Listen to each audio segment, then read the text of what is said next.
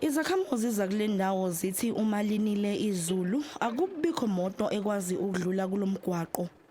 Kuba nzima kakhulu uma kukhona ogulayo. Kuyenzeka into yobana iambulance apha kwazona zime phaya zithi azizukwazi ukungena. Kunyanzeleka uba umuntu alayishe umuntu wakhe ekiliveni xa engenamali yawuqasha umntu. Phila kabuhlungu thina singodrayiva. Sakhala ezinye imoto azibalayisa abantu balendawo ngenxa yendlela embi.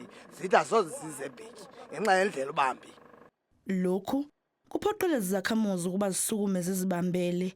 Kanti-ke zithi zahlanganisa imali elinganiselwa kuma-30 amarandi ukuze zicashe amaloli azothutha amatshe azofakwa kulomgwaqo. Lo matshe siwathutha ngezandla siwagalele ezilolini siphinde siyowothula nabatata abadala balendawo.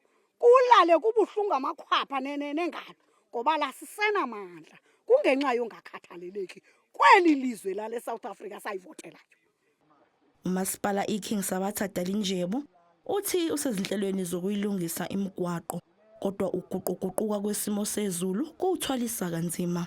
Some of them, there is a result of the floods that or the inclement weather that we constantly have around here. We fix them, and then there is the inclement weather, and then they get destroyed. So that is what we are basically dealing with at this moment. But we are aware that there are some roads, and they are part of the plans. Others we need to maintain, others we need to redo them.